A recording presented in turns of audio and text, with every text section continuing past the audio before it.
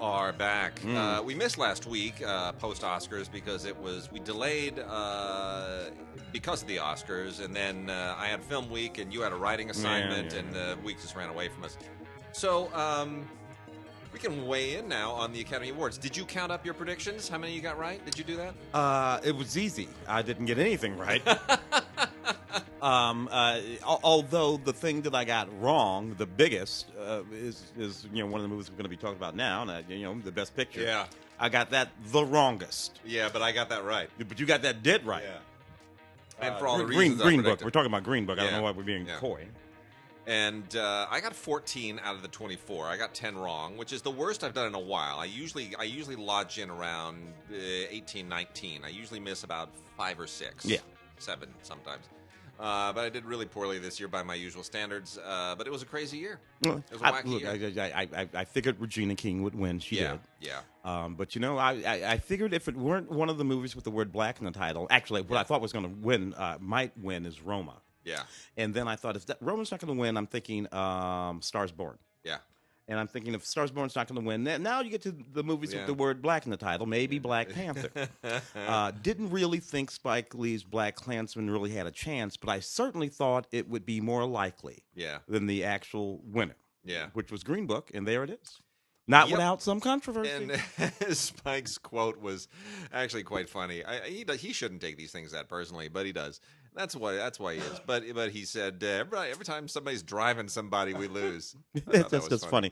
The thing of it is, all of that Spike shenanigans. Yeah. If any one of those other movies I just mentioned won, Roma, whatever, then I don't think that that was the only movie that could prompt him to those. Of course it was. The shenanigans. So it wasn't that he didn't win; it was that Here we go movie again. won. Yeah. Well, so we're gonna dive right into it. We're starting off. We're gonna cover all the 4K titles this week, and aptly timed, Green Book is out on 4K this week.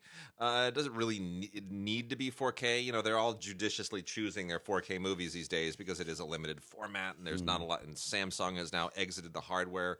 There are no more Samsung 4K players.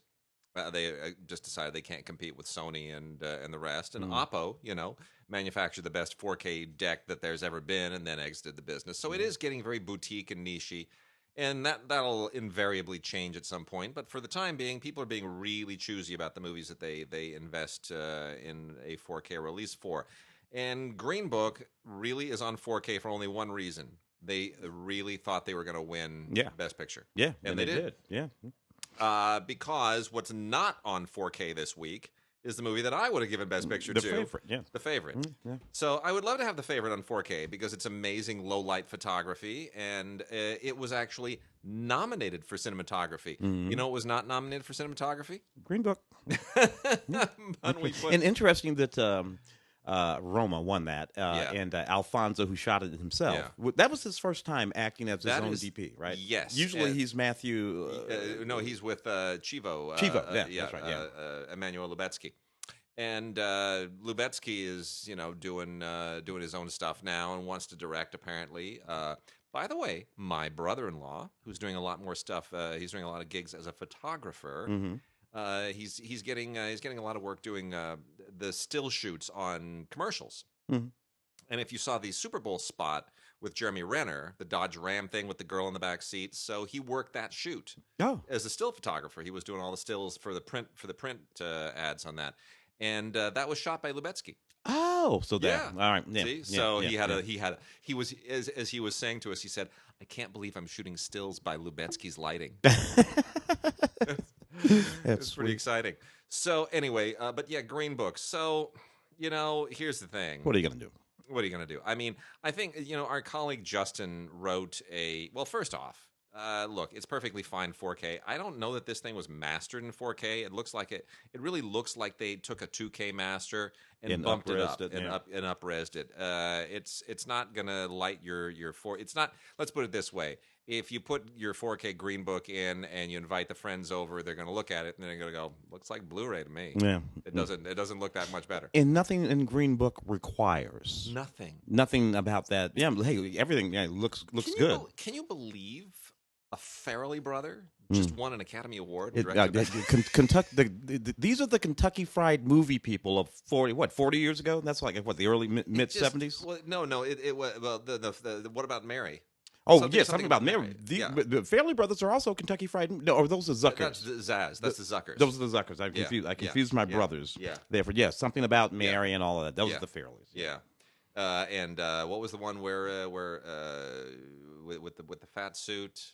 Oh, Shallow Hal. Shallow Hal. Yeah, that's right. Which is actually the one I like. See, I don't like myself for liking it, but I do kind of like it. I like what it's about. Yeah, Shallow Hal. Yeah. That movie's a little bit deeper than it looks like on the surface. So here's the thing about the movie generally. I think Tim and I are both on the same page, which is that we agree with our colleague John Powers, who said this is the most daring movie of 1965. And this is basically a Sidney Poitier movie from 1965 in 2019. Guess who's coming to dinner? Yeah, but except that was 1967, maybe. Actually. Yeah. And this movie could live in 65 or 67, or for that matter, in 89, when Driving Miss Daisy came out, because it's effectively Driving Miss Daisy.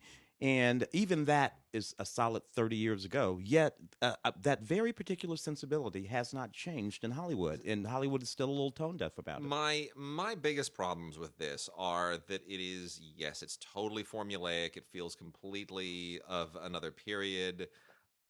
I don't have a problem with a movie about the civil rights era, the white guy and the black guy getting along, and the usual mismatched buddy thing. I understand you understand me. I mean, that's Lethal Weapon did that, and we've been doing that for decades. The bigger issues for me are Vigo overacts like a crazy man. He's doing a complete stereotype pastiche of, and this is part of the problem. Vigo is trying too hard to act like a stereotypical Italian. And Mahershala is trying too hard to out Poitier, to be even more regal, even more noble. If he sat any more erect in that back seat, I'm like, you're not going to even lean over at all. It's this scene. They even have a still on the back when he says about the poem, take this down, and he sits there and it's like he has a rail stapled to his spine.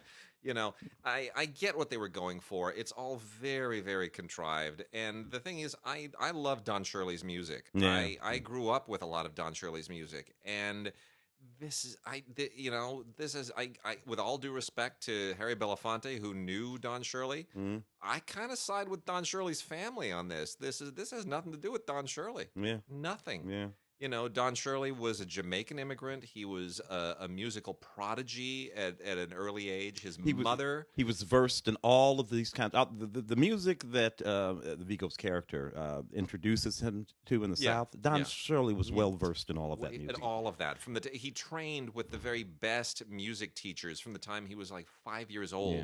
Yeah. His mother did like all of those musical prodigy stage mothers do, which is she sacrificed and bent over backwards to get him all the best teachers and to get him exposed. And, it's really a remarkable life that is not well served by the movie. However, my biggest problem with this, independent of all these other issues, is the way that it ends. Yeah. Now, I'm sorry if you haven't seen it. This is a little bit of a spoiler. Maybe not. It's Plain Strange and Automobiles. It's Plain Strange and Automobiles. You basically have an Italian Steve Martin inviting a black John Candy home for Thanksgiving. Yeah. It's the same ending. So I thought, well, maybe I can take some solace in this that John Hughes finally won an Oscar kind of vicariously.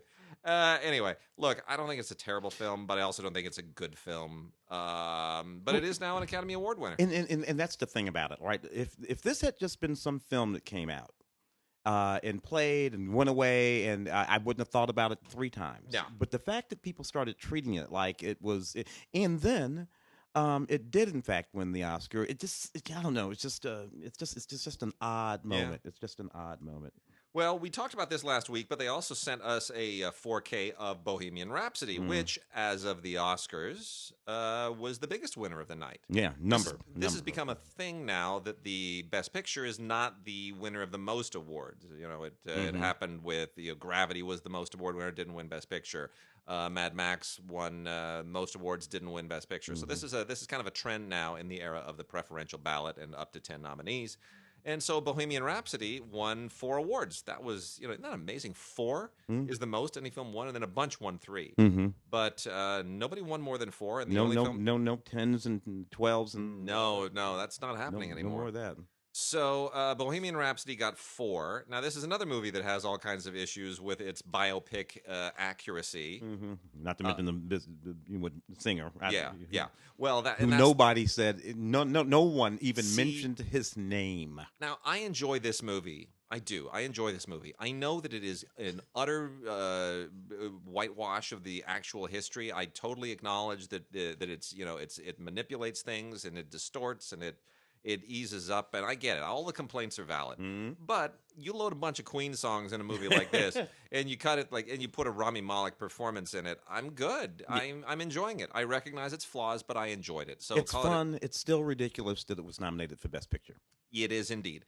But here's the thing: Bryan Singer, as Tim noted, was not mentioned in a single acceptance speech. We all know why. If you read the Atlantic piece that Harvey Weinsteined him, it's pretty grotesque. Yeah. And there's no coming back from that. He was set to direct Red Sonja as his next film for Millennium. That ended about a week and a half ago. Mm-hmm. So it looks as though, barring any kind of miracle, and Bryan Singer is not the kind of person who's going to do a tell-all mea culpa on 60 Minutes or with Barbara Walters. That's never going to happen.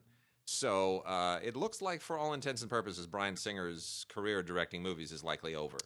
Now, in America, anyway. In America, at least, yeah. Now, he may get some work directing commercials and things where no one knows who's doing it, whatever that case might be.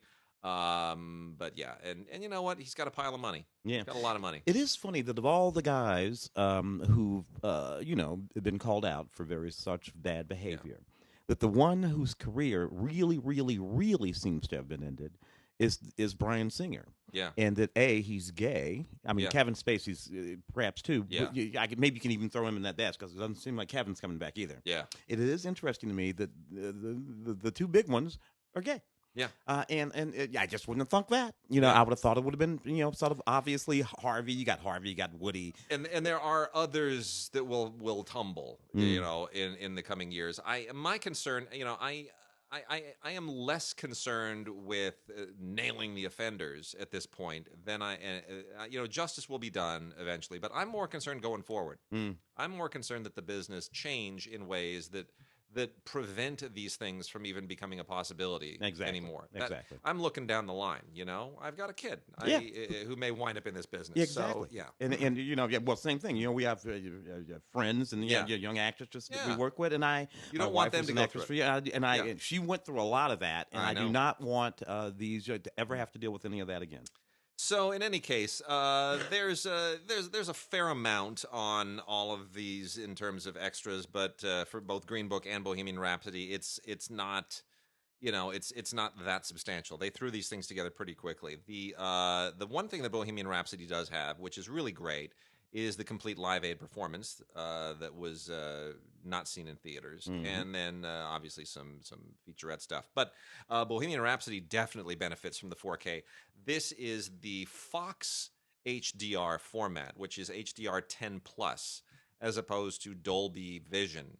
And if you're not keeping track, you got to have your player and your receiver, if you're running your signal through the receiver, have to be compatible with that format. And you do need to have 4K compatible HDMI cables because it's a higher data rate. Data rate, yeah. So, you have to make sure that every single link in the chain in your system is 4K compatible. Or you'll get a bottleneck. And you got to make sure that it handles the HDR format that you're talking about. Now, they recently had a firmware upgrade for the Opus, which are now discontinued, that enables them to handle all of these different HDR formats.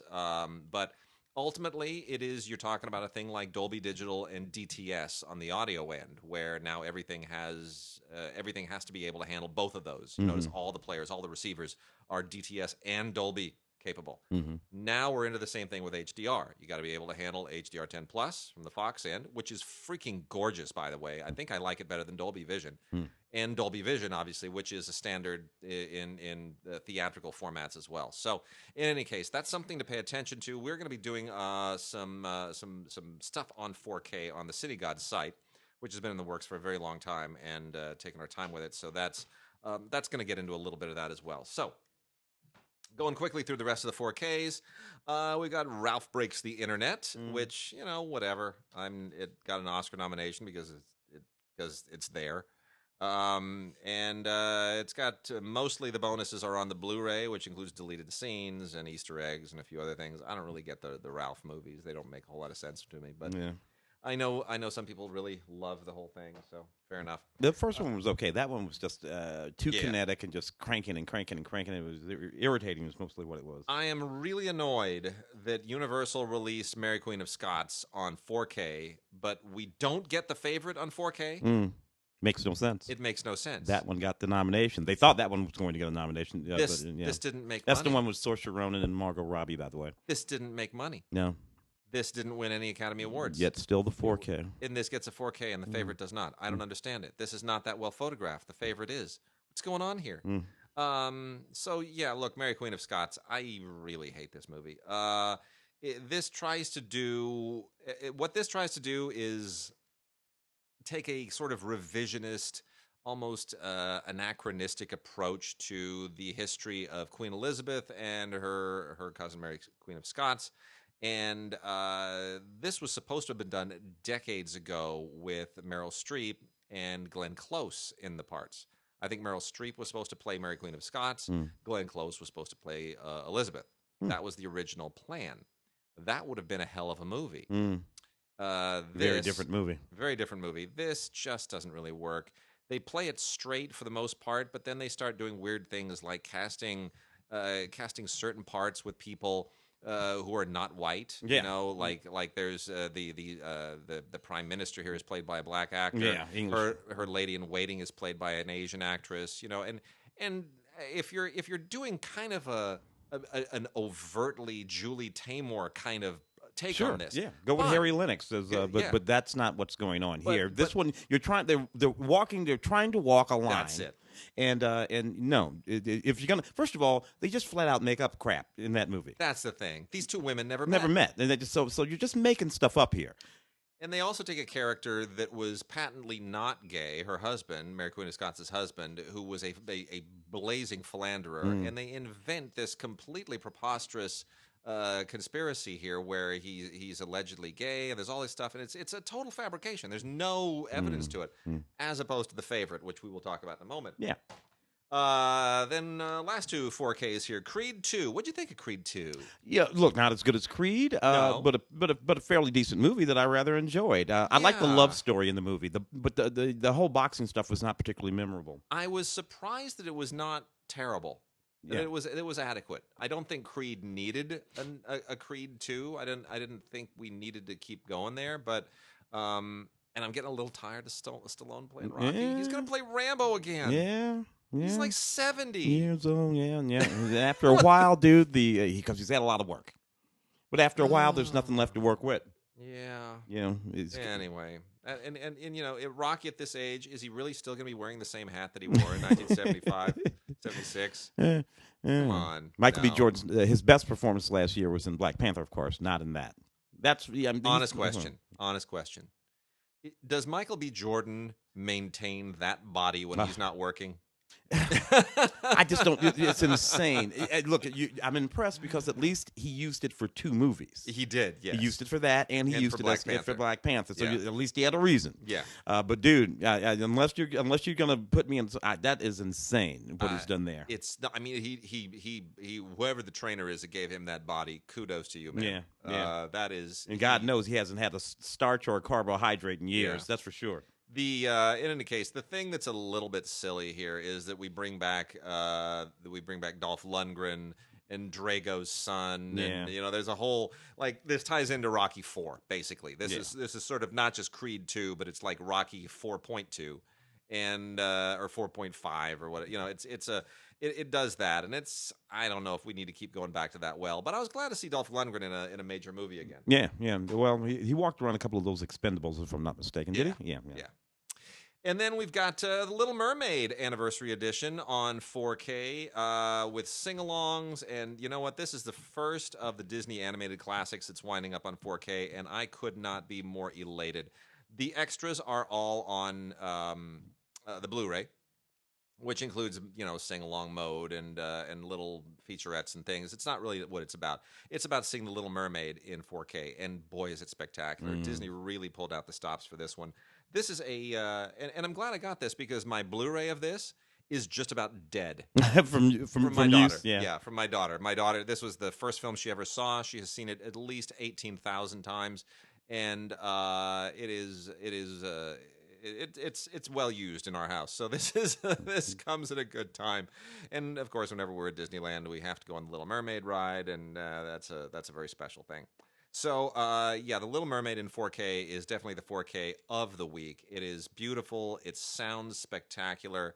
It is absolutely wonderful. And, of course, you get the Movies Anywhere code on it, so you can take it with you wherever, and it's just really, really tremendous. It's really top-notch. So the other thing is that they are also very, very good here is that they explain, as many people do need to have explained, that you do need to have all of the gear, the player and the television and the whole thing. It is unfortunately a trend that a lot of people are buying 4K Ultra HDs thinking that they can just watch it on their regular HD set. Yeah. And it's not so. Not so. You got to have all the doohickeys. All of them. Well, we have the favorite here again, not 4K. They didn't do that in 4K. But, the Academy Award nominated, but not particularly. Well, Olivia Colman. That was a surprise. Yeah. And, it's funny because you remember at our Film Week show, I said this feels a lot like the Best Actor of 1982 when it was Paul Newman. Paul Newman's due. Paul Newman's due. Paul Newman's due. Oh, yeah. Who's that Ben Kingsley guy, that upstart Brit? Yeah. Ben Kingsley wound up winning. And this felt, I said it then. This feels a little bit like that. Yeah. And I didn't go with my gut on that and pick Olivia Colman. I went with Glenn Close because that was the buzz. And it had been happening across the season. Yeah, but you know what? The thing about 1982 is that also had Dustin Hoffman and Tootsie in the mix. So there was a third option too to possibly split that vote. But sure enough, Olivia Colman got it, and what a fun acceptance speech it was. It really was, and Glenn took it well. She still hasn't. She's nominated 3 times? Oh no, Glenn's been nominated like 7 times. 7 times? It's ridiculous. She's the most nominated actress not to win an award. Well, now. The misfortune of Glenn's life is that she happens to have been a contemporary of Meryl Streep. That's it, and that's the only reason. That's all of those Oscars that she was getting nominated for in her prime. Meryl was knocking off most of those. However, they just cast a director for the screen adaptation of the Sunset Boulevard musical. Some Broadway choreographer who's never directed a movie before, which is never a thrilling thing for me, but it's happened. They've done it many times before, and it usually works out. Surround the guy with enough good people, it'll be fine. But Glenn will probably win an Oscar for that because you're playing an actress past her prime, right? The whole Swanson and exactly. Yeah. There's a whole there are 50 million reasons that's a really cute movie to give her an award for. It's meta again, in that particular kind of way. I don't suppose Meryl would have been interested in that part, Well, Glenn Close played it on stage. She did, yeah. And even here in L.A., she came to L.A. and played it on stage. So. It will be another shot. Another shot. Anyway, the 10 Academy Awards for the favorite out on Blu-ray and digital DVD. All kinds of neat stuff on there. Some deleted scenes and whatnot. This was a good movie. Basically, the movie's sort of an imagining of the reign of Queen Anne, her favorite a cousin, and then the arrival of a new cousin, a servant, and how they vie for her attention. It is. It's basically a female Barry Lyndon shot in the style of Tom Jones with shades of Dangerous Liaisons and a few other things. I love this movie. I love everything about it. It's crazy. It's wacky. It's funny. It's eccentric in all the right ways. And here's the thing I love about it that Mary Queen of Scots didn't do, which is it gets the history right. Yeah, it does. Yes, a lot of the sexual politics of this are speculative, but when you have every historian at every major institution speculating the same thing for several hundred years, true. It's probably true. It's probably true. Melissa McCarthy, can you ever forgive me? This was an interesting little movie. and a good performance for her. Yeah. Because she wasn't doing the thing that she usually does, which leans on that particular kind of humor that she engages in those movies that she does with her husband. Here, she had to sort of channel that Lee Israel thing, and play this role. And I thought she did a pretty daggum good job of it. This was not my favorite movie. I love the dialogue, obviously, the writing of the movie. So I don't know. What did you think about this one? I like this movie quite a bit. I'm glad that Nicole Holofcener got an Oscar nomination finally, even as a co-screenwriter. Yeah, I'd like to see her get some nominations for her own movies, but as her writing work on this as a writer for hire is really sharp.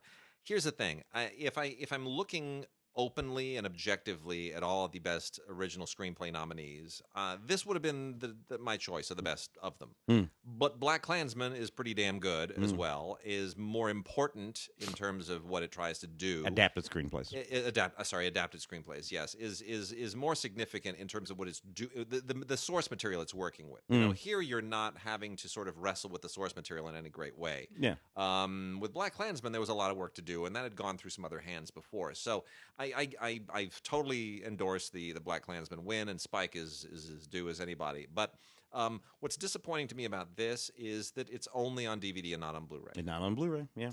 And that's very disappointing for a movie that really was acclaimed, that was Oscar nominated, that is incredibly well directed, and well acted, and all the rest of it. Really a sharp film. Could easily have gotten a Best Picture nomination. Yeah. Not putting it on Blu-ray is pretty sad. Yeah, I suppose I just didn't think there was anything in it that particularly called for that much Christmas. But it's a movie mostly set in an apartment. Thing is, all of these things now have 4K, not 4K, but they have HD digital streams. So if you buy this on Vudu, or if you buy it on Google Movies or whatever, it's going to be 2K. It's going to be HD. Why not just go ahead and do it? Just give me a Blu-ray. Yeah, in the first place. Probably skip this here. Deleted scenes, commentary from the director, Muriel Heller, and Melissa McCarthy, and some galleries and stuff. They're kind of neat.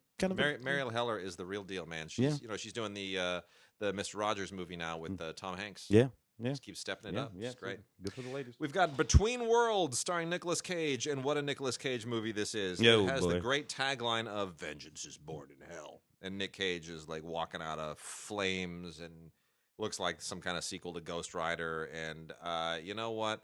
This thing is completely bonkers. It's totally bananas. It's even more bananas than that last thing that he did.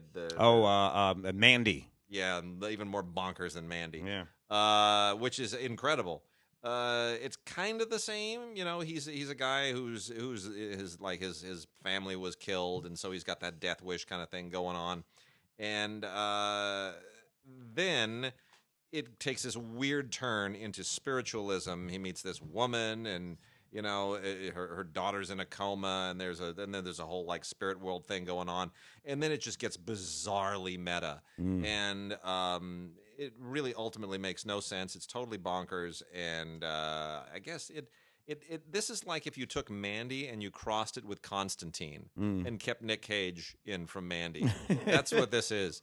It's really, really off the wall. I don't know if I'd recommend it to anybody, but if you liked Mandy, you'll probably enjoy this. It comes with a digital copy, and that means Vudu at this point. It's from Lionsgate, and it's on Blu-ray.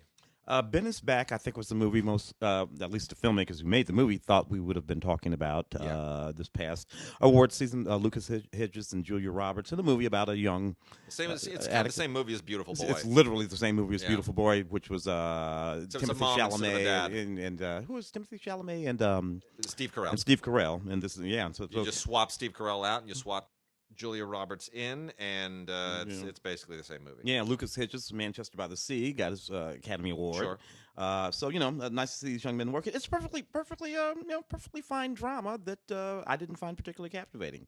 Yeah, I hate to say this because it's really callous, but I'm incredibly over the cautionary addiction busted up family movies. Yeah. Not because it isn't an important subject, but because they all do the same thing.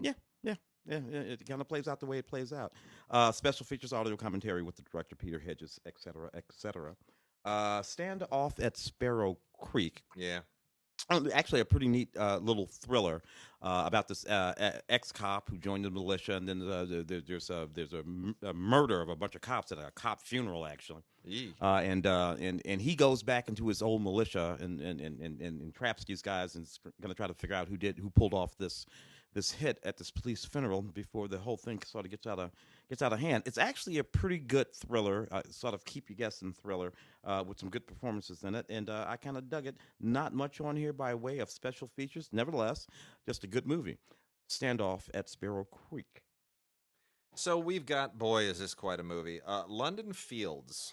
So London Fields it stars Amber Heard, who of course is was most recently the Mrs. Johnny Depp, and then a horrible divorce, and now there's Johnny Depp. She ran around that Aquaman movie. That's the best thing that happened to her. Yeah, true. But there's also they're also was it Johnny Depp is now claiming that she had an affair with Elon Musk. And it's just anyway, Amber Heard is really kind of blown up in not such a great way. But anyway, London Fields, which is only on DVD, not on Blu-ray, is an incredibly I don't want to say that it's a good movie. It's not a good movie, but it's a fascinating failure, and it has an amazing history behind it.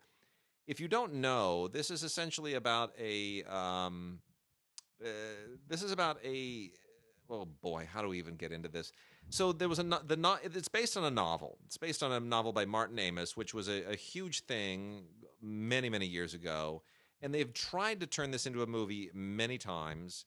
This has been in development forever. I don't know why. It never got out of the blocks. But it finally got made and shot with Amber Heard and Billy Bob Thornton. And then there was a lawsuit by the director against the producers that bottled this thing up for a few years. It's just the most troubled production imaginable. And so when it comes to the screen, and it winds up being this really weird, almost surreal, noirish thriller that doesn't really go where you think it's going to go, and it takes all these bizarre existential twists and turns that don't really make much sense, and the story threads don't go anywhere, and you have to kind of wonder, where did it go wrong, and why are people filing lawsuits over this thing? It was never going to make any money. But it is, if you research the history of this project and you look at the movie, it's really kind of bizarre and fascinating what came out of it. It in some sense tries to be sort of a Vertigo-like study of obsession. Billy Bob Thornton is this author who's dying, and he meets this mysterious woman who keeps having premonitions about her own death, and then it kind of leads into this very strange capery direction. And it reminded me somewhat. It's a little bit like Vertigo meets what was the I'm drawing a blank on it. That crazy thriller directed by the son of the other Rat Pack guy that we never talk about. Joy Bishop's boy. Who directed a bunch of nutty movies. Yeah. So anyway, yeah. What was that? See, it just came out. It just came out on Blu-ray not too long ago, and now I'm drawing a blank on the name of it. Richard Dreyfuss was in it, and a whole bunch of other people. Anyway, that thing was like a gangster saga that took place on another planet. Yeah. And it was like, what? Where's that? Where'd that come from? And this has that otherworldly feel to it, and it's got it just doesn't feel like it takes place in this reality. So anyway, I've said far more about London Fields than it probably warrants, but it really is a curious film and an interesting failure. So if you have some time, you could do worse. It's not a good movie, but it's just a fascinating movie, and it's odd that those things can go. Larry Bishop was Larry Bishop, yeah. What was that movie? Yeah, hold on. We're gonna pull it up here.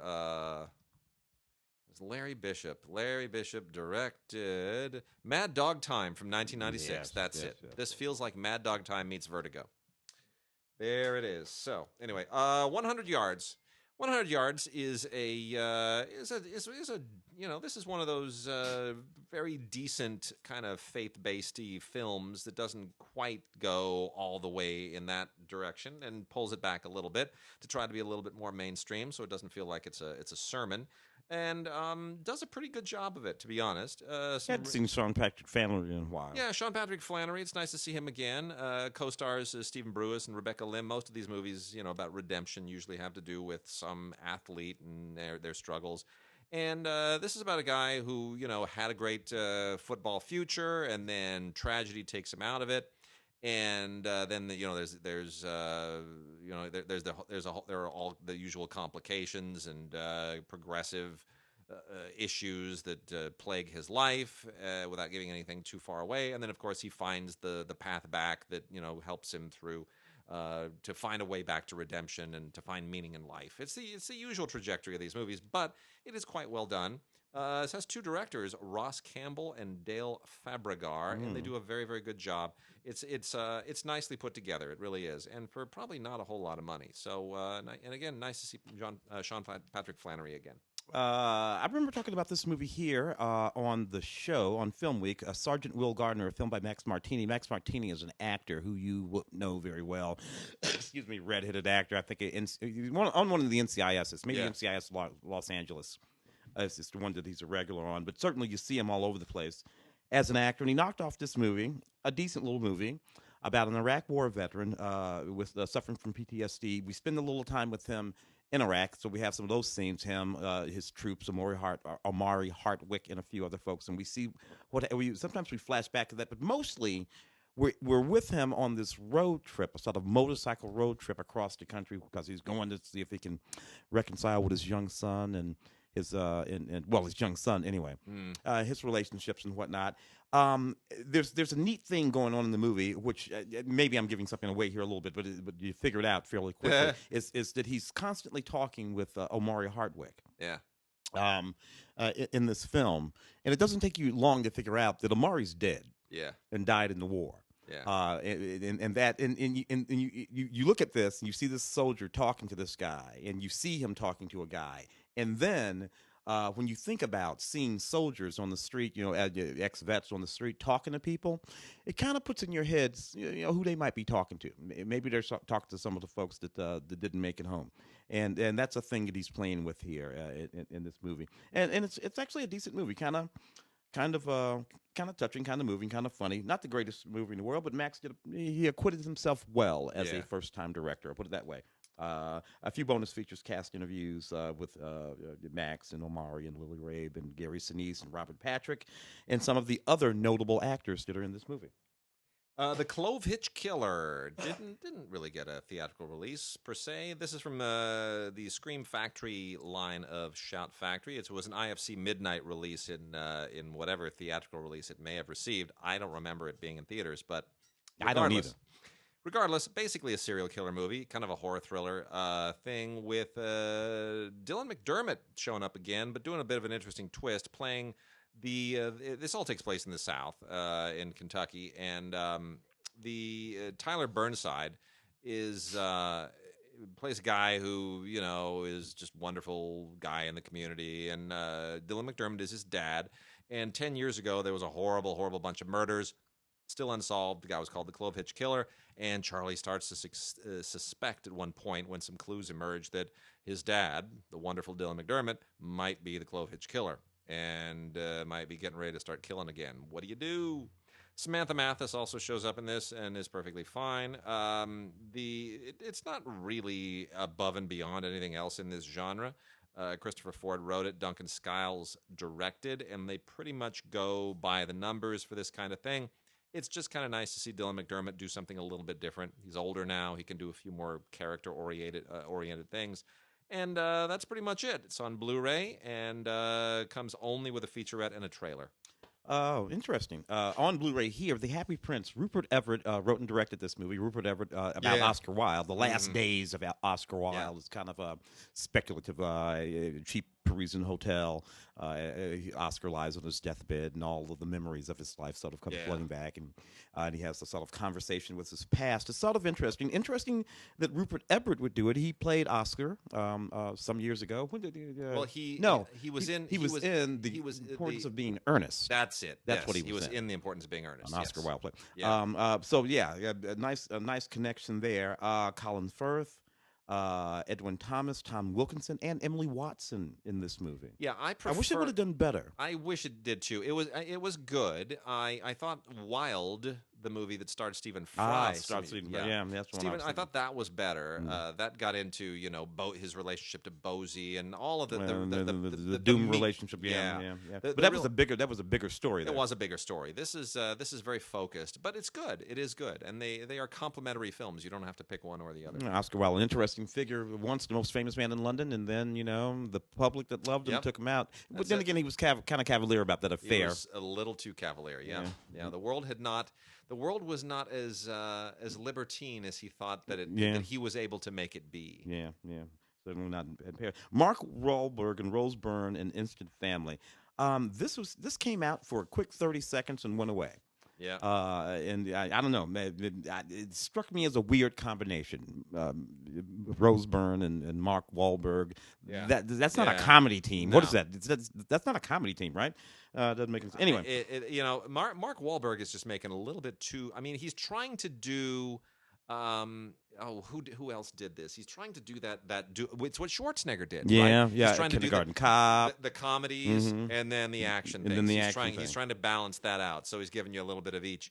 And so he's got some place to go. After he can't run around with that gun anymore. Yeah, but he's got to be more selective with the comedies. Yeah, he really does. Yeah, well, that stuff with Will Ferrell. Then he did the. He did two of those, right? With Will Ferrell, where they were Stepdads and more Stepdads or whatever it was called, Stepdads 2. Yeah. Oh well, anyway, 2 Blu-rays in this thing. One includes the feature film, and the other includes some special features, including some deleted scenes and extended scenes and a gag reel and that kind of stuff. All right, I'm going to hit through some music now. Okay. Actually, a couple other things I'll hit real quickly first. The ongoing conflict in Syria is a bit of a big deal. Continues to affect the world in ways that the world, I don't think, ever imagined that it would. It went on a whole lot longer than anybody ever dreamed. And we have 2 films here, 2 documentaries that deal with that. As I think I may have mentioned on this, I was at a refugee camp about 18 months ago in Jordan, doing a filmmaking boot camp with some Syrian teenagers, and it was extraordinary. And there's a lot of talent there that'll someday have great stories and great tools to tell them. And so it's worth mentioning both of these films. The first one is from Kino Lorber. It's called Little Gandhi. And this was Syria's official submission for the 90th Academy Awards last year.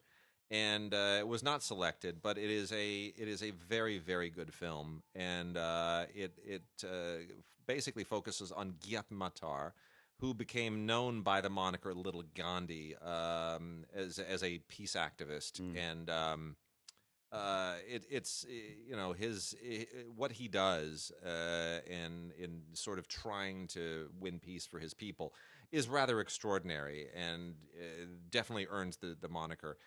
This is you can tell this was a very difficult film to make, and definitely paves the way for others to come. One of which. Is the film that was nominated for an Academy Award this year, and that's a film by Talal Derki. This is also from Kino Lorber, and it's called Of Fathers and Sons. Yeah. Now, as you know, Free Solo won the documentary Oscar. Free Solo was kind of expected to. That almost never happened. Yeah. The film that goes into that. It's my least favorite of those movies. It is mine, too. That was amazing, though. Of Fathers and Sons, I should say. Fathers and Sons is extraordinary because what Talal Derki does, Talal Derki is Syrian and goes back to Syria, goes into war-torn Syria, back to his village, finds a jihadi family, and wins their trust to the point where he is able to bring documentary cameras in and capture their commitment to jihadi philosophy, their commitment to sacrificing themselves to kill infidels, and how that is transmitted to from their one children, generation from one to the generation other. to the That's next. it. And it is chilling, and it is tragic, and it is superb documentary filmmaking. And you sort of can't believe what he sacrificed and what he risked in order to make this film. It is really, really breathtaking. It is well worth seeing.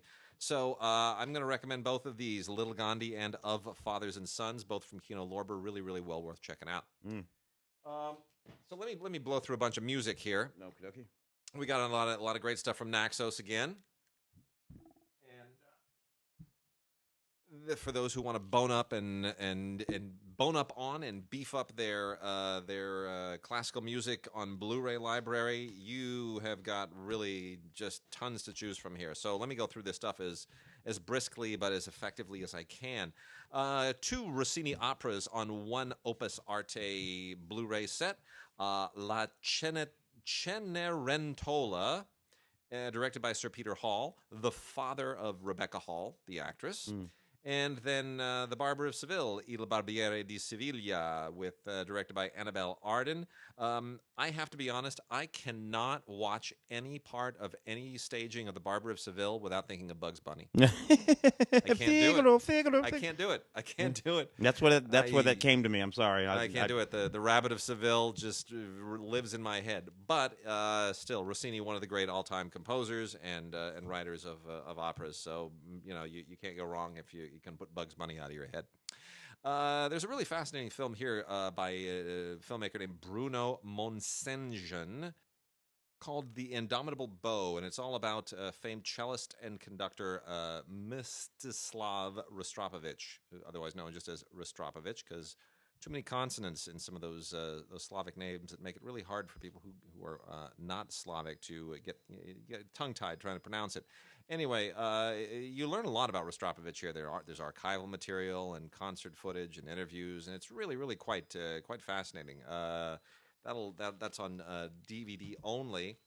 Also from Naxos, only on DVD, is Léonore, a wonderful opera. I don't know why it's not on Blu-ray necessarily, but this is an opera by Jean-Nicolas Bouilly, somebody I've never heard of before. Also known as the Conjugal Love, and really this is quite a nice staging. Not sure that I followed the story quite so well, but it's always nice to discover a great opera.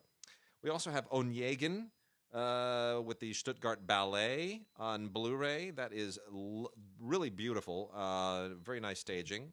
Great story, by the way, if you ever saw the non-ballet movie starring Ray Fiennes, directed by his sister Sophie Fiennes. Really, really good. A 50-year anniversary concert, the Vienna Orchestra, the Vienna Johann Strauss Orchestra, doing all kinds of just wonderful tributes to the Strauss family, specifically Johann Strauss, on the 50th the 50th anniversary of the orchestra itself. Really, really, that's a lovely concert. We have a Leonard Bernstein celebration with the Royal Opera House and the Royal Ballet. That's Leonard Bernstein's going to be all the big deal now because Bradley Cooper is doing the Bernstein biopic. Alban Berg's Wozzeck, Wozzeck, with the chorus of Dutch National Opera and the Netherlands Philharmonic Orchestra. That is also solid. We also have Bernstein at 100, the Centennial celebration at Tanglewood, which is terrific. This is the Boston Symphony Orchestra, John Williams, tons and tons of other soloists and guest stars, all doing just a big, huge, bang-up tribute to Leonard Bernstein, arguably the most spectacular and the most flamboyant American conductor in history. And this honors not only his performances, but his music, his compositions. And it winds up, all wraps up with Somewhere from West Side Story. It's just perfect. Interesting. I think Andre Previn just died the other day, and they were like the 1-2. Yeah. A lot of people said that Andre was in competition with Lenny. I don't think that's what was going on exactly. They loved each other. Yeah. They loved each other. By the way, a friend of mine posted online, and it's the funniest thing I've ever seen.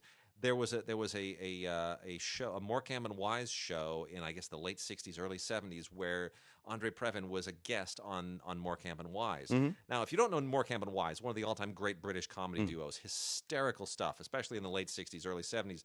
These guys were just amazing and so incredibly funny. The shtick that, Andre Previn is doing the best he can to keep up with them, but it is so funny. It is so beyond funny because Ernie Wise keeps calling him Andre Preview. And in addition to all the other shtick going on, Morecambe playing piano, and it goes, and they've got an orchestra, and it's ridiculous. But by the 16th time that he said, Andre Preview, I was having a seizure. He just did it over and over, and I couldn't stop laughing. And Andre could not stop laughing. We have great ballets from the Bolshoi, Volume 2, with stuff from Swan Lake, La Bayadère, Marco Spada, The Golden Age. This is from Bel Air Classique. And then we've got, let's see what else we've got here. Joseph Haydn, Die Schöpfung, The Creation. This is kind of a bit of a weird staging of an oratorio in 3 parts that I can't imagine really looked like this when it was originally written. It's very kind of I don't know. It feels very kind of science fiction-y. It's kind of bizarre. But anyway, didn't really follow it narratively, but that's okay. It's Haydn's music and it's great. William Shakespeare's Coriolanus from Opus Arte, which is this is a really, really interesting take on it. It's sort of not completely present day, but it's very 20th century. So it kind of situates it somewhere between like 1920 and maybe the 1960s, and it's the story of a Roman soldier and deals with all of the issues in Roman society at the time. Not one of Shakespeare's best plays, but certainly an interesting one to sort of play with in some of these interesting updating ways. So Coriolanus from the Royal Shakespeare Company. The United States Marine Band doing masterpieces for symphonic band. They're beginning to release a few of these. These are perfectly fine if you just want to listen to stuff that the United States Marine Band plays. It's kind of all the same stuff. It's all sort of very it's military repertoire. The St. Thomas Choir of Leipzig does the St. Matthew Passion by Johann Sebastian Bach and the Mass in B minor from Johann Sebastian Bach. This is a 3 Blu-ray collection, which also includes a year in the life of the St. Thomas Boys Choir of Leipzig, and it is strictly for people who love boys choir music, which my wife doesn't. She thinks it sounds creepy. Which it kind of does, but it's okay. It's because their voices haven't changed yet. It's sort of true. And let's see, we got the last 2 regular Blu-rays here. Verdi's opera I Lombarda, not exactly one of the most well-known, but this is from the Teatro Regio of Torino, and it's lovely music, pretty good staging. And then lastly, we have the Marriage of Figaro, Mozart's Marriage of Figaro, in a fascinating staging. I say fascinating because it's a little bit it's a 20th century interpretation, kind of 1930s styling by the Staatsoper Unter den Linden. And this is obvious. I don't know what German city that comes from, but in any case, the music is well served. But the staging of it is a little bit unusual. 20th century for Marriage of Figaro is a little bit more than I can necessarily take. Amazing, through the roof amazing is the 4K Ultra HD of Richard Wagner's The Valkyrie. This is actually shot in 4K Ultra HD, released in 4K Ultra HD as part of the 50th anniversary Salzburg Festival in 2017. And it is gorgeous to look at. It is an enormous stage. It is really, really totally worthy of all of the Wagnerian excess that you expect. Really, really, really top notch. This is something you would definitely put on, unlike Green Book, to show off all of the 4K spectacle of your system. And then lastly, we've got Soulfire Live, Little Stephen and the Disciples of Soul, which is just a whole lot of great soul and. There are bonus tracks and 37 regular tracks and a whole bunch of stuff from the Cavern Club. If this is your vibe, you'll thoroughly enjoy it. If you have no idea who Little Stephen or the Disciples of Soul are, then don't bother. And then lastly is Band versus Brand, which is this really interesting documentary that looks at the music business and how brands are overwhelming the music, how the marketing is sort of taking the joy out of it for a lot of these people, and they really talk to an awful lot of interesting people. They talk to a lot of people from mainly heavy metal people, and from Megadeth and Great White and Slayer, and it's there's some interesting insights here. So, if you're in the music business or want to be in the music business, you might want to take a look at this because it's changing in big, huge waves. Big, huge waves. It's nothing like it used to be. I got a little television over here. Shall I? Yeah, let's do it. This is interesting. I actually remember this movie. This is a 1996 movie about a 1992 event, the siege at Ruby Ridge, which was in 1992. Randy Weaver, sort of white nationalist, white separatist sort of guy, and his family at Ruby Ridge. Some federal agents went out to arrest him on some gun charges because he had been selling guns illegally. And he refused to surrender, and everything went bad. And 11 days later, his wife, his son, and his dog are dead, and one federal agent was dead. Yeesh, I remember that. 1992. Like it was yesterday. Yeah. This is interesting. Who's in this movie? Laura Dern, Randy Quaid. Randy Quaid. That was the same year as the LA riots. Yeah. My God, I was born in 1992. Kirsten Dunst as the daughter in this movie. So, interesting cast here. This movie, more or less, sides with the Weavers in the sort of context of what happened. Now, he, in fact, served 18 months in prison on that, on that original gun charge. That's right. And I don't know. This is what I've always thought about that. He was selling guns illegally. The authorities went to arrest him. He refused to be arrested. Things went south. I don't know exactly what was supposed to happen. Were they supposed to leave him there with the guns? That's a good question. And because that's and then of course maybe 2 or 3 years ago, kind of the same thing happened again. Yeah. Over here, what is it? Not the Standing Rock people, but those people out there in Arizona. Yeah. So I don't know. I don't know. These things we look at these anyway. Joe Don Baker and Diane Ladd also in the movie. Fear of the Walking Dead. Believe it or not, this is the 4th complete season of Fear of the Walking Dead. Fear of the Walking Dead has been around for 4, and it has a new season coming up in 2019. Man, those Walking Dead people, this is an industry. It is. I never would have imagined that zombies could have this kind of shelf life. I love the ice cream truck. The Mexican ice cream truck out the window back there. Yeah, right? I mean, it's you go back to when they first showed up, when we first got our Walking Dead stuff back in the 1950s and 60s. I just can't believe that it's lasted this long. It's a wild thing. It's amazing. This one is set in Los Angeles. The other one, of course, was sort of set in Atlanta, if I'm not mistaken. This is set in Los Angeles. More or less about 2 families as they sort of try to deal with the whole all the dead people walking around. Special features include some audio commentaries there.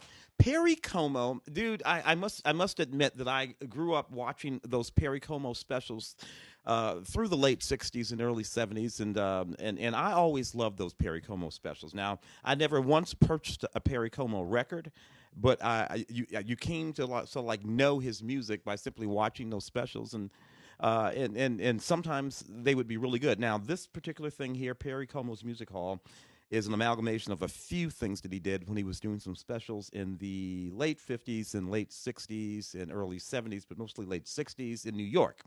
Out of the music hall there. What's neat about this is not just the Perry Como stuff. That's all fine, but you run into George Gobel, you run into Carol Burnett, you run into Flip Wilson. That's great. And you run into a ridiculously young George Carlin. No kidding. Yeah, in these specials. Before he looked like a hippie. Yeah, exactly. When he was still wearing the little suits with the tie, with the neckties. Nancy Wilson, and some great music too. But I love all the old school comedians. And I love that it says here in color because that would have been a big deal. It was. I remember that right before every Batman episode.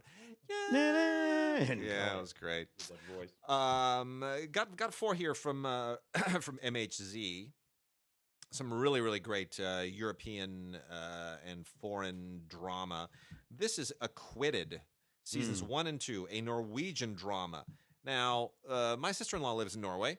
She's a librarian there and has never heard of this show. So I have to, well, there are only a few million people in Norway, and you think they'd all would have heard of all the, I guess, but I guess they're all watching Netflix or something. Anyway, this is really, really good.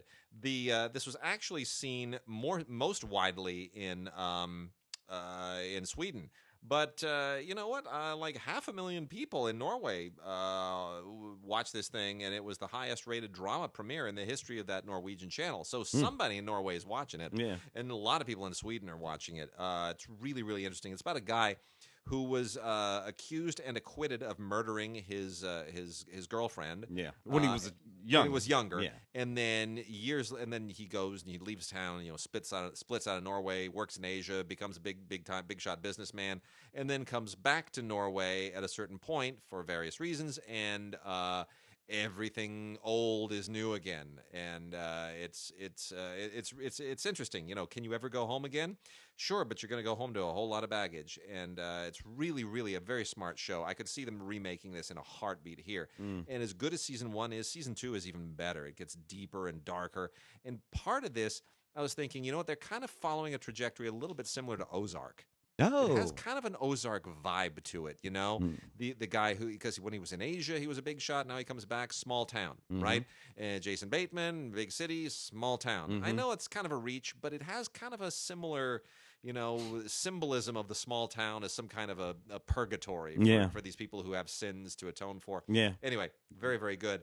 And then Those Who Kill is a really intense Danish series, a Danish cop show that it's all about basically profiling, and it's pretty dark and pretty kind of like the movie Seven. It gets into that the Silence of the Lambs 7 kind of vibe. It's very, very intense. It's very, very dark. I don't know what it is about the Danes. They have no trouble going really super, super dark. But it's really sharp, really sharp stuff. And directed by the director who did The Killing. And you got to have a stern constitution for this one. And then lastly is the one Scandinavian country we haven't yet talked about, Springtide from Sweden. This is on 3 DVDs, about 7 hours worth, and this is even darker, believe it or not, than the stuff in Those Who Kill.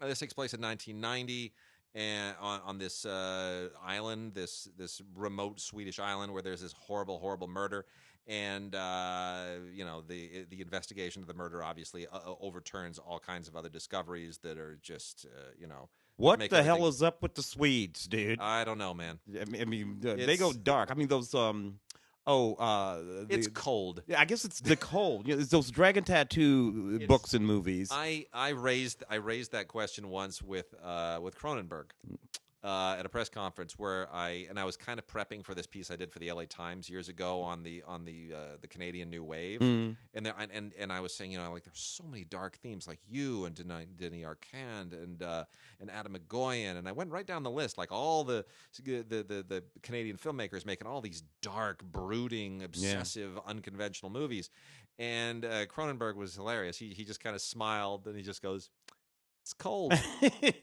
That was his answer. And it was true. And I got a huge laugh. It didn't really answer my question, but it was funny.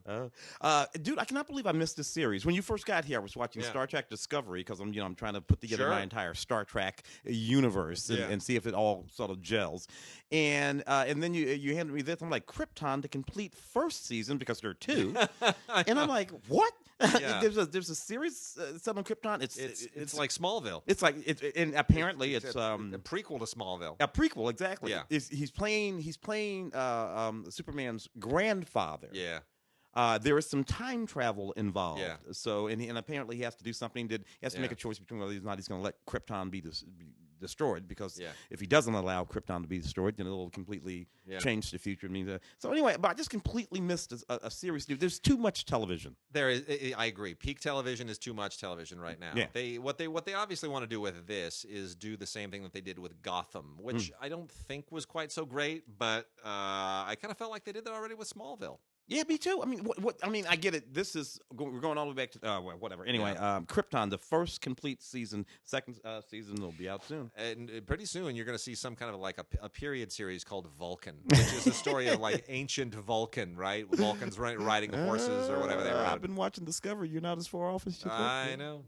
The Simple Heist, Series 1, turning to crime to even the score. So this is a really interesting series. I'd like to laugh a lot more at it than I do, but it is funny. It's very funny. I just wish it were a little bit funnier. I kind of feel guilty about laughing at any of it. This is a Swedish series. This is from RLJ, and it's 6 episodes that focus primarily on these 2 middle-aged to kind of older women who are not happy with where their lives are in the twilight years, and they resort to crime as a way to kind of get payback against their miserable, failed lives that passed them by. And there's a lot of fun in it, but there's also a lot of darkness. And in being Swedish, you kind of lose track sometimes of when you're supposed to laugh and when you shouldn't be laughing. And sometimes they get you going, and then they'll pull something out that makes you feel guilty for having laughed. It's an unusual series, but it apparently has a following. The Simple Heist, Series 1. When It Calls to Heart is a Canadian series. When It Calls to Heart, The Greatest Blessing, which is about this wealthy woman from a wealthy Eastern Canadian family who goes out to the coast, coal mining town, to become a teacher, set at the turn of the last century. A perfectly uninteresting show, but for one thing, Lori Loughlin is in it. Love Lori Loughlin. I just love Lori Loughlin. I mean, whatever her name was on that show with the twins and all that kind of stuff. I just was always bananas about her. And she's on this Hallmark Hall of Fame channel series, which is inspired by a novel of the same name. So, I'm sure it's all very sweet. Produced by Michael Landon Jr. Michael Landon, of course, being Little House on the Prairie, and what was that angel that Michael Landon played? He wasn't Touched by an Angel. He was the other Highway angel. to Heaven. Highway to Heaven. Yeah, he was on for years. When I first got to town, I had called to run into Michael Landon. This is like 1990 at the Four Seasons Hotel, and I looked at him, and somehow instinctively, without control of my own voice, I looked at him and said, "Little Joe." And he looked at me and smiled, walked over, shook my hand. Always be Little Joe to some of us. Because he was left-handed. He was a southpaw just like you. Anyway, this is kind of neat if you like this kind of thing. Not bad. Then real quickly here, we got Ancient Aliens, Season 11. Look, there's Volume 2. Season 11, Volume 2. Look, honestly, if you've seen Ancient Aliens, you know what this is. Season 11, Volume 2, I got nothing to add, really. No. It's just, even Eric Von Daniken at this point is saying, enough, guys. Really, enough. Time out. Enough. And Dogs on the Job, 7-part documentary series. This is from, I love that. From Mill Creek, lots of fun. It's about working dogs. It's about all the dogs out there. I mean, we have our dogs. We love our dogs. But great. there are breeds of dogs who know how to do stuff. And that's cool. what that documentary is about. And Pat Boone and Family, springtime and Easter specials. Gotta love the old Pat Boone specials. Lots of fun.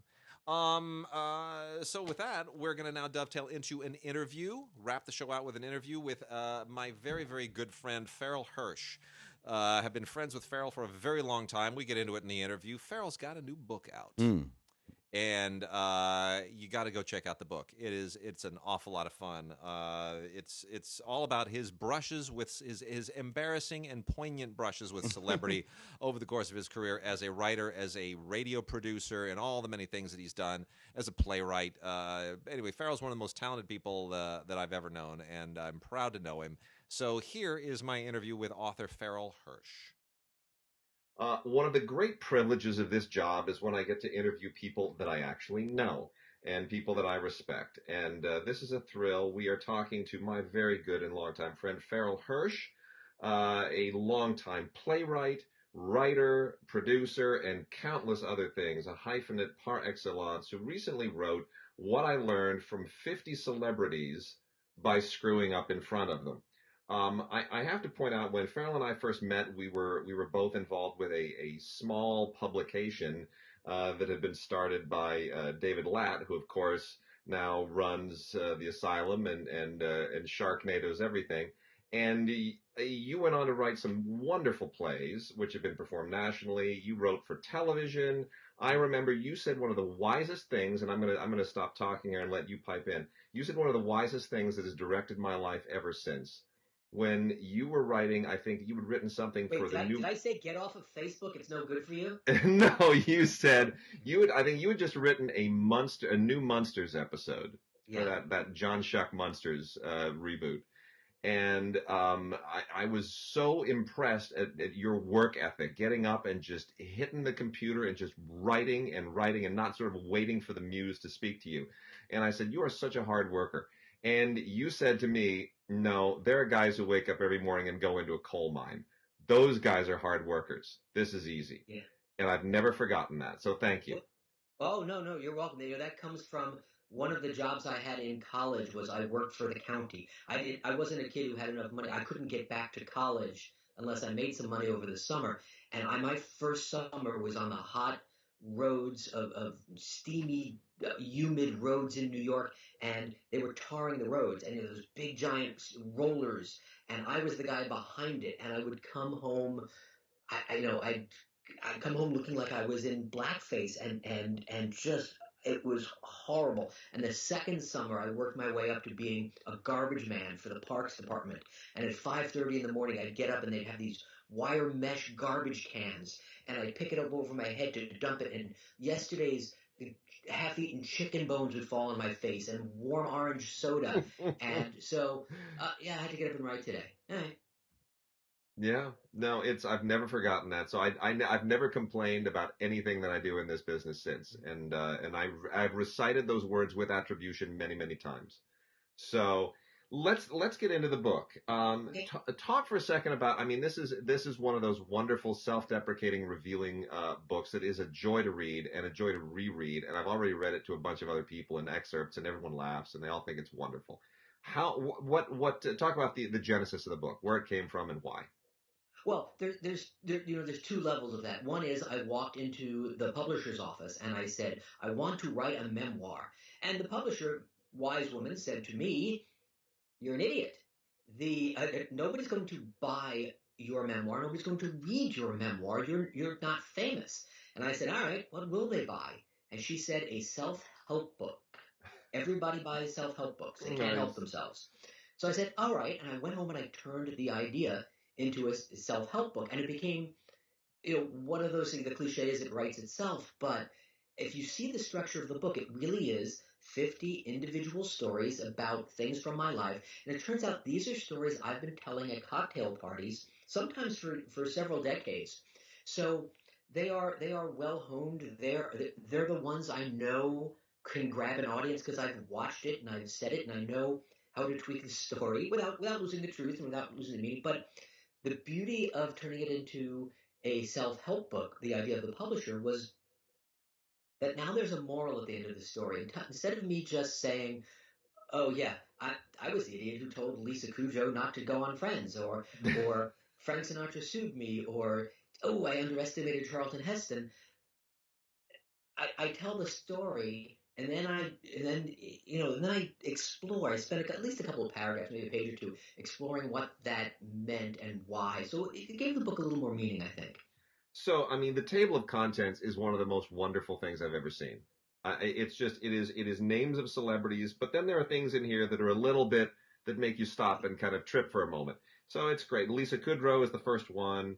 Yeah. Hugh Hefner, Leonard Nimoy, Carol Burnett, Michael Eisner, Jenna Jameson is a great one. Yeah. Lance Bass. I mean, Donald Trump right there, chapter 28. Yeah. Yeah.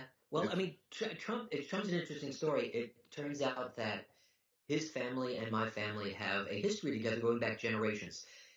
The president's father, Fred C. Trump, worked with my paternal grandfather in the building industry in New York. They were both, competitors, and sometimes they were sort of half partners on things, and so they knew each other well. And my grandfather used to tell me, so before, trust me, anybody listening to this, before you ever heard of Donald Trump, before The Apprentice, before The Art of the Deal, before he was fixing the Woolman Rink at Rockefeller Center, in my family, we were aware of the Trump family. And my grandfather used to say, ugh, there's one guy I hate. He's the worst.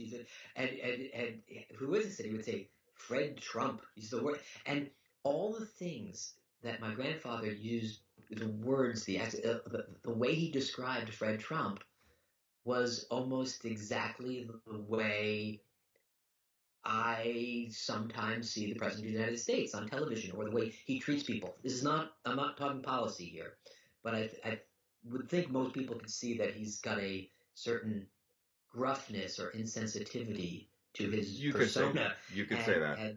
And it turns out that that's multi-generational. That is so interesting. Let's talk for a second. I mean, again, I love that you put Justin Bieber and Betty White back to back. That's a great generational thing. Talk about some of these chapters that are the ones that are like Robert E. Lee and the 25 celebrity vaginas. Yeah, well, there's an interesting topic. So this is, when I do a talk live, this is usually what I leave for the end, because I think there's a really good message for America in that story. So about 2 years ago, I became the CEO of something called the Muckenthaler Center in Orange County, California, and we're an arts organization. We have art galleries and theaters. If I could ever trick you into it, we'll do a film series. We do all kinds of things. And in the first season I was putting together, there were two items we put on our annual calendar. One was a one-man show, Robert E. Lee, by a wonderful actor named Tom Dugan, and he's performed it around the nation. It's an amazing show. I've seen it, and I've known him as long as I've known you, maybe longer. And the other one was a production of the Vagina Monologues, the Eve Ensler play. And as soon as I said, Robert E. Lee, people came and said, "Oh no, you can't do Robert E. Lee. It's impossible. You know, people will complain. They'll say you're a Confederate, and then we're pro-slavery." I said, "What? Who is pro-Confederate? That's not even a category in 2018." And then I had the same people saying, "Oh, no, Vagina Monologues, you don't understand. We're very conservative Orange County here. People will protest. You'll never be able to raise any money." And I said, "What? This is a play that has moved a generation. It's a wonderful piece." And I quickly noticed that not one person said they were offended. What I got was people who were just sort of offended secondhand. And everybody was afraid that everybody else was going to be offended. And it became this paralyzing force, which of course we just ignored and didn't get paralyzed. And in the end, the wonderful thing is there were absolutely no complaints at all about Vagina Monologues. Now, there probably were people who read the title and scoffed and didn't show up, but nobody refused to donate or drop their membership or complain. And on the Robert E. Lee show, there was literally one complaint. So I don't like to lie about these things, so I don't want to say zero. But there was one guy who lived in the neighborhood, and I said, "Just come see it. I've seen the show. Trust me. It does not promote slavery. It does not promote the Confederacy. It doesn't promote racism. See the show." And to that guy's credit, he came and saw it. Now, he disagreed with me. He still thought it was an abomination that we put at the show. But that's one. That's one. And people I think the lesson there is that people have a much greater capacity to understand if you just let them. Don't be afraid on other people's behalf. And I see so much of that. You know, and some of this is poignant too. It's not just all sort of self-deprecation and funny. It really is poignant. And even though it has a funny title, the chapter 10 Celebrities That Never Hit on My Wife, Yep. I really like that. And it's a funny line, and you think, "Oh, that's great, let's check that out," because I know your wife as well. I read it and I thought, there's really something poignant here. It's pulling the curtains back on people who might have a certain reputation or who might have a certain unearned or undeserved reputation, and saying this is how they were, this is what they're like when they're decent, or what you might not expect of them. I thought that was really interesting. Well, thanks. When I sat down to write the book, I did make myself a promise. Now, I ended up making exceptions to it, but I made myself a promise that I wasn't going to out anybody or tell horrible stories. I'm the fool. I play the fool in all these stories. So, because I may only write one book in my life. It took a half a century of stories to create this one. I don't know how much. I don't know if I have that much left in me. And so I didn't. If you got one thing to leave to the world, it shouldn't be negative. It shouldn't be angry. It shouldn't be degrading another person. And I've only made a couple of exceptions on that rule. For instance, I told a story where Bill Cosby was particularly rude and just really difficult to work with. But I excused myself because I say, Bill Cosby was rude to me one day. Is that going to really make him look worse in anybody's eyes right now? I don't think I'm hurting his reputation any. And then there's also one, celebrities that were nice to your daughter, which has kind of the same feel to it. Let's talk for a second about the blind items. There are 6 stories in here that are anonymous, and you call them blind items. And they're all really, really good, and they're all interesting, and you naturally start to try to figure out who it is. That's just, I think, going to be everyone's instinct. I mean, I get the sense that was not necessarily a legal consideration, but that's you just being a really decent person and saying this story is better if you don't know who it is. Yeah, well, I don't know if the story is better, but the world is better. I sat at a party one day with a guy who told me the story of he and his wife going to a swingers club. I don't know, a quarter of a century later, maybe, that guy's a prominent politician in America. I don't want to hurt him, his career. He's still married to that wife. I mean, here's the thing: he could have been lying to me that day. It could have been a phase in their life, and they haven't been involved in it in 20 years. It's so who it is just isn't necessarily relevant. Right. And I mean, I don't want to hurt a guy's career or his livelihood or his family. Maybe even if I knew he did something wrong, but I don't. He did something I wouldn't have done, but doesn't he didn't? I don't even want to say victimless crime. It's a victimless act. Yeah. What's your favorite of all these chapters? Is there one that you really you're most fond of? It's probably whichever one pops into my head. I'm really, really partial to the Charlton Heston story. Mm-hmm. Because there's kind of a majesty to it, and because the perception would generally be that, say, my politics would lean towards the left. That it's not, and this one is not just me that plays the fool. It's an entire section of society, and it works on 2 levels, because I misjudged the man, and then I misjudged how other people were judging him. I mean, do you want me to tell a little bit of that story? I mean, we'll let people discover it in the book. Okay. I think they'll discover it in the book. It's because it is really, really good. And it's what I want people to understand about this book is it's funny, it's poignant, but it is revealing, and not just about you, but about these people as well. It really gives you that thing that I think celebrities don't really have anymore, which is somebody to sort of be to give an honest third eye on who they are. And, the publicists used to sort of be responsible for filtering that. But publicists have kind of gone by the wayside in the age of Twitter and let it all hang out. And social media sometimes is the enemy of a celebrity. Would you agree? Well, I'm not a big blame guy. So, you know what? If you typed it in, if you typed it into Twitter, it's not Twitter's fault. Yeah.